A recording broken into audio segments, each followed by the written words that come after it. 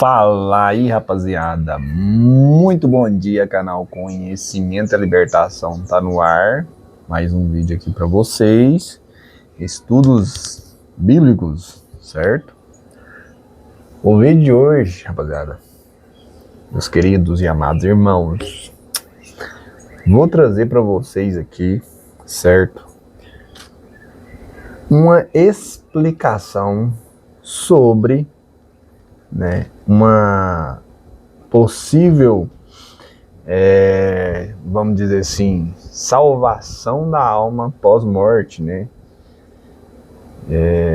O que a Bíblia diz, e eu encontrei, uma leitura que contradiz, o que as religiões explicam sobre isso, ou pregam, dizem, certo?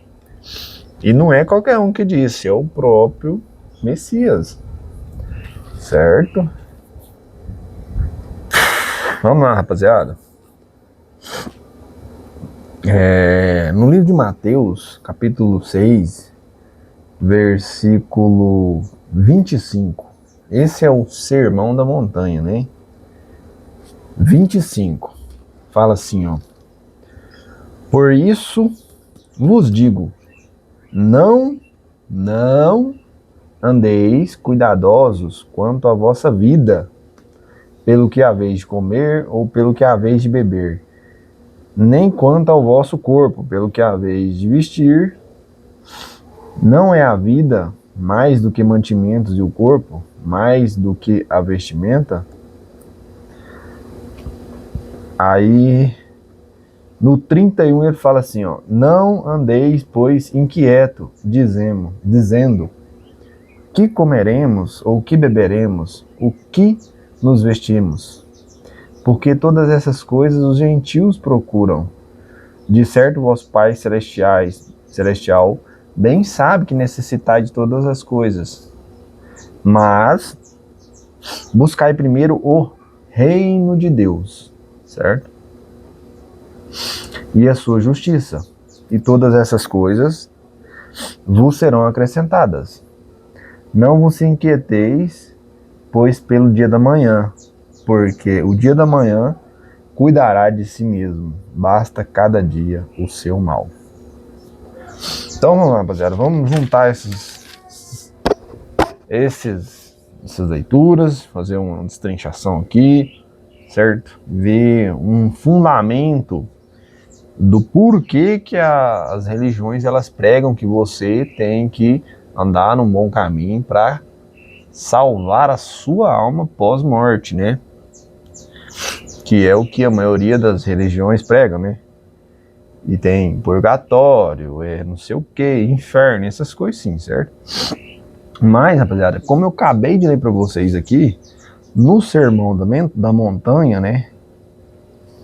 O Espírito de Deus prega, através do Messias, isso. Para quê? Não se preocupe com o dia de amanhã. Pessoal, não está falando com se preocupar com a sua alma, ou para onde ela vai, ou se vai ser salvo, se vai para o inferno. Ele está falando no dia de amanhã. Eu tenho hoje e tenho amanhã.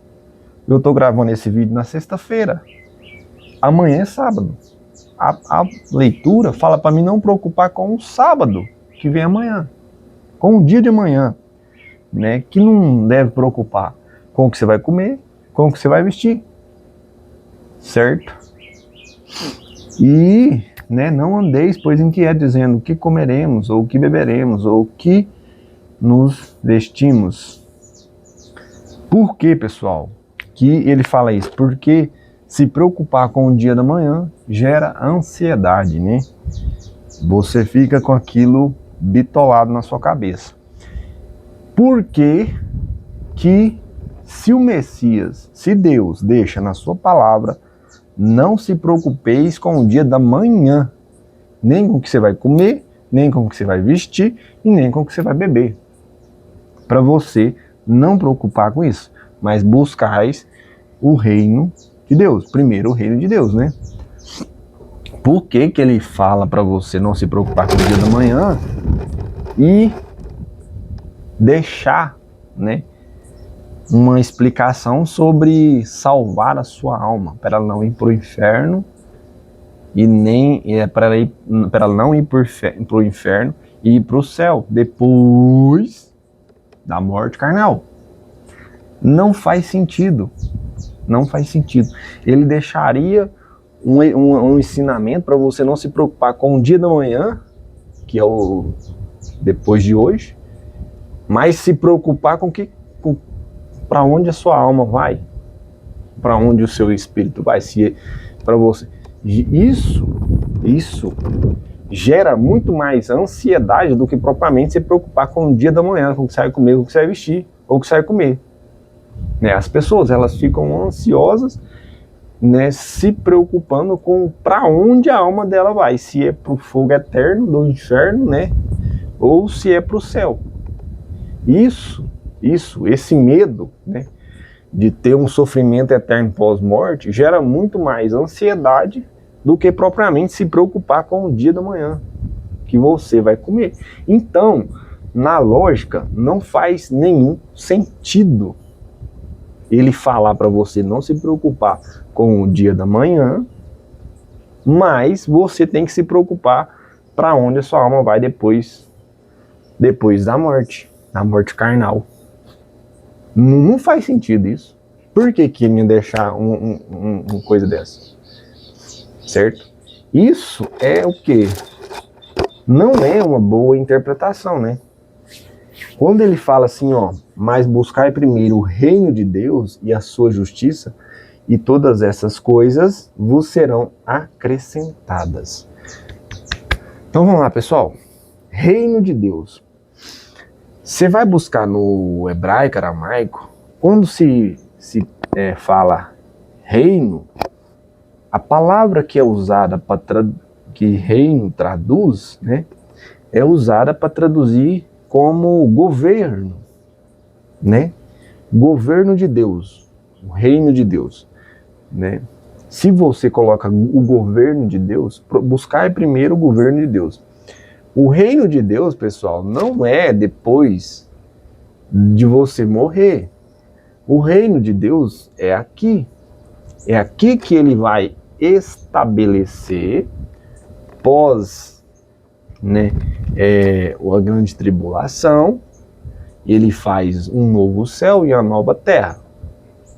Aí se instala o reino de Deus, certo? Esse reino é aqui, esse governo de Deus é aqui, é terreno, certo?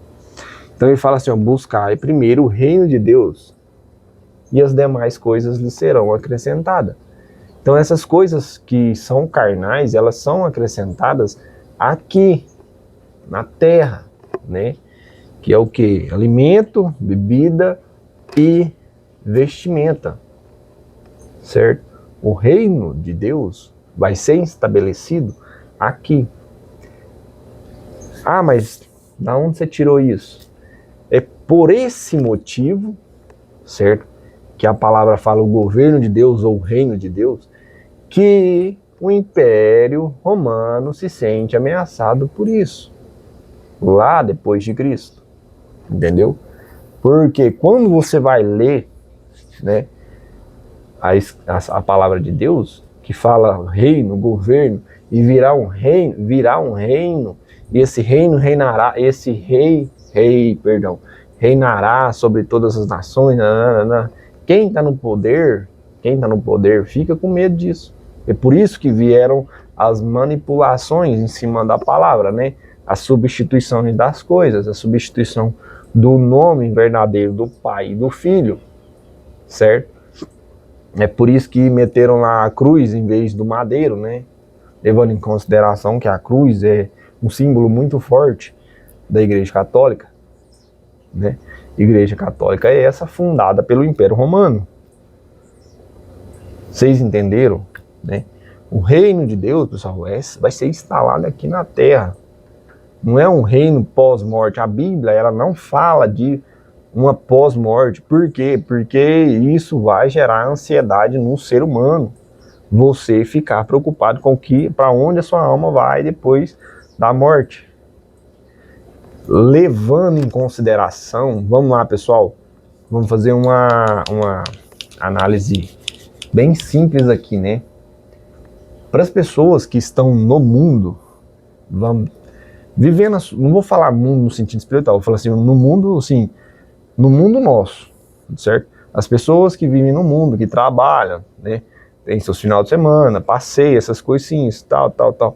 Elas olham para as pessoas que estão dentro da religião e elas veem que as pessoas que estão dentro da religião estão jogando o tempo delas e a vida delas meio que num aprisionamento. Se você entra para a religião, ela não te permite fazer isso, nem aquilo, aquilo outro, certo? Não estou falando que é certo ou que é errado. É a visão de quem está de fora. Olha para quem está dentro da religião e vê, sente que aquilo é uma prisão, certo? É um mecanismo natural do ser humano de sobrevivência. Meio que você é dominado pela religião, não podendo fazer isso, nem podendo fazer aquilo, nem podendo fazer aquilo outro, certo? E você vai na vinda do Messias, né? Eu já falei em Fortaleza, ele bate de frente com as religiões, com a religião, né? Certo? Então, rapaziada, não faz o menor sentido, certo? Ele falar para você não se preocupar com o dia da manhã, com o que você vai comer, com o que você vai beber, com o que você vai vestir, e depois vir falar para você se preocupar com a sua alma, se ela vai para o inferno ou para o céu.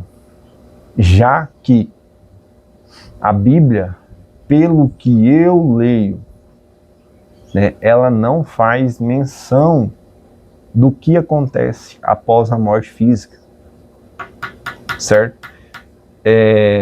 Vamos falando assim de arrebatamento, igual Eliseu, acho que é Eliseu mesmo, o Elias, não sei, que veio a carruagem de fogo e tal, e subiu para o céu. Pessoal, isso é muito figura de linguagem, entendeu? Não é isso. Então a Bíblia,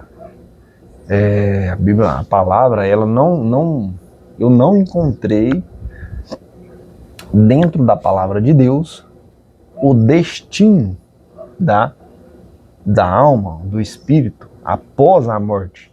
Por que que Deus não deixaria, na minha visão, ele não deixaria escrito o que acontece, né, pós a morte? Porque isso geraria ansiedade no ser humano, certo? E é igual eu já expliquei para vocês, a maioria das pessoas não servem a Deus, elas estão interessadas na recompensa pós-morte, certo?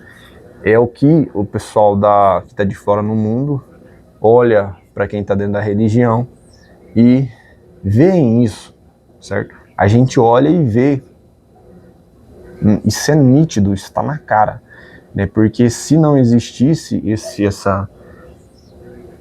entre aspas assim, essa pregação de um reino pós-morte, né, uma salvação da sua alma pós-morte, a maioria das pessoas não estariam ali dentro, né? Por quê? Porque é o medo de ter sua alma, seu espírito, né, num fogo eterno, igual muitas religiões relatam. Só que não é assim, né? Não é assim que as coisas funcionam, não é assim que está escrito, né? A Bíblia não relata, a palavra de Deus ela não relata no que acontece, né, depois da morte, certo? Espero que vocês tenham entendido a semelhança, né, o que eu tentei explicar para vocês aqui, certo? Fica aí o vídeo de hoje para reflexão, certo? Espero que vocês tenham compreendido e até o próximo.